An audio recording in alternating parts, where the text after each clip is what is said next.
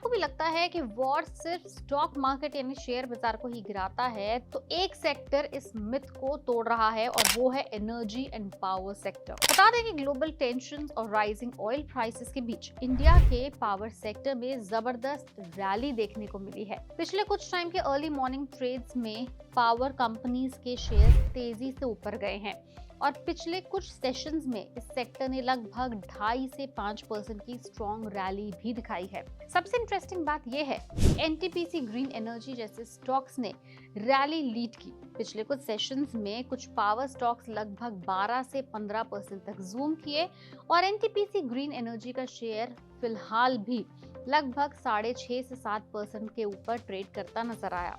सवाल अब ये उठता है कि वॉर का एनर्जी सेक्टर से ऐसा क्या कनेक्शन है कि जब पूरी दुनिया की मार्केट नीचे तो एनर्जी सेक्टर ऊपर। बता दें कि जब दुनिया में कॉन्फ्लिक्ट यानी लड़ाई बढ़ती है, खासकर मिडिल ईस्ट में जैसे ऑयल प्रोड्यूसिंग रीजन में, तो सबसे पहले इम्पैक्ट एनर्जी प्राइसेस पर ही पड़ता है। फिलहाल सिचुएशन ये है कि ब्रेंट क्रूड ऑयल के प्राइसेस फिर से अपने स्पाइक पर चल रहे हैं।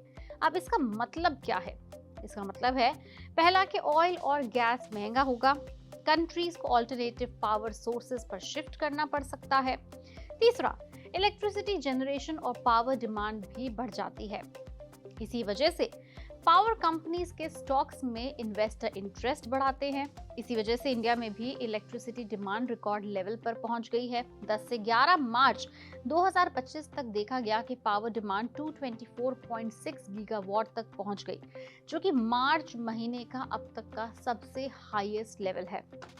एक्सपर्ट्स कहते हैं कि इसके पीछे 3 बड़े रीजंस हैं। पहला, एक्सट्रीम समर का एक्सपेक्टेशन, दूसरा, हाइड्रो और गैस पावर में पॉसिबल शॉर्टेज और तीसरा, डेटा सेंटर्स और ईवी अडॉप्शन की फास्ट ग्रोथ। जब हाइड्रो और गैस सप्लाई कम होती है तब कोल बेस्ड पावर प्लांट्स का यूटिलाइजेशन बढ़ जाता है। इसका डायरेक्ट बेनिफिट पावर जनरेशन और कोल वैल्यू चेन कंपनीज को मिलता है। लॉन्ग टर्म स्टोरी और भी स्ट्रॉन्ग है इसकी।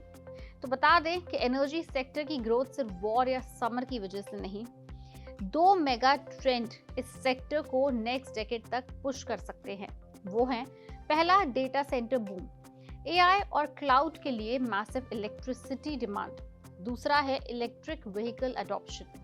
जितनी ज्यादा ईवीज रोड पर आएंगी उतनी ज्यादा इलेक्ट्रिसिटी डिमांड होगी। मतलब सिंपल है कि इंडिया की एनर्जी डिमांड लॉन्ग टर्म में स्ट्रक्चरली ग्रो होने वाली है।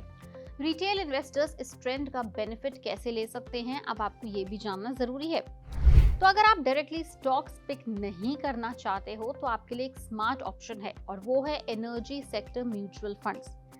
इससे आप एक साथ मल्टीपल एनर्जी कंपनीज में एक्सपोजर भी ले सकते हैं, साथ ही आपका रिस्क भी कैलकुलेटेड रहेगा।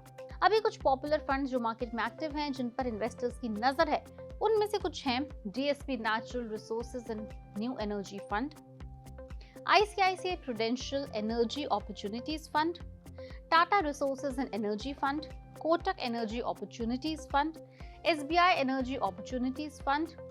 ये वो फंड्स हैं जो generally oil and gas, coal, renewable energy और एनर्जी इंफ्रास्ट्रक्चर कंपनीज में इन्वेस्ट करते हैं। ये जितने भी फंड्स हैं, अगर आप इनकी होल्डिंग्स देखेंगे तो आपको होल्डिंग के अंदर काफी सिमिलर पैटर्न देखने को मिलेगा। काफी सिमिलर इनकी 1 साल, 3 साल, 5 साल की रिटर्न भी देखने को मिलेगी। हाँ, एयूएम में थोड़ा सा फर्क इसलिए है क्योंकि एसेट अंडर मैनेजमेंट उनकी इंसेप्शन यानी उनकी शुरुआत की डेट से कैलकुलेट होता है। जो फंड जितना पुराना होगा उतना एयूएम उसका ज्यादा होगा, उतनी एनएवी भी उसकी ज्यादा हो सकती है। लेकिन एक एनर्जी पोर्टफोलियो बिल्डिंग के लिए ये सभी फंड्स इक्वली इंपॉर्टेंट हैं और इक्वली काम भी कर रहे हैं। अंत में हम यही कहना चाहेंगे कि फिलहाल की वॉर और जियोपॉलिटिकल टेंशंस शॉर्ट टर्म में मार्केट को वॉलेटाइल जरूर बना रही हैं, लेकिन कुछ ऐसे सेक्टर्स के लिए ये एक अपॉर्चुनिटी भी क्रिएट कर रही हैं। एनर्जी सेक्टर उन्हीं सेक्टर में से एक है जहां rising power demand, EV adoption, data centres और एनर्जी ट्रांजिशन जैसे मेगा ट्रेंड्स एक साथ काम कर रहे हैं। इसलिए अगर आप लॉन्ग टर्म पोर्टफोलियो बिल्ड करना चाहते हैं तो एनर्जी सेक्टर में म्यूचुअल फंड्स के थ्रू ग्रेजुअल एक्सपोजर लेना एक स्मार्ट स्ट्रैटेजी हो सकती है, क्योंकि आने वाले 10 साल में एक चीज ऑलमोस्ट सर्टेन है कि इंडिया को और ज्यादा पावर की जरूरत पड़ेगी। हमने जितने भी फंड्स या स्टॉक्स का नाम लिया वो हमने सिर्फ एग्जाम्पल के तौर पे लिया है। हमने इनमें से किसी भी स्टॉक या फंड में आपको इन्वेस्ट करने या ना करने की इंफॉर्मेशन नहीं दी।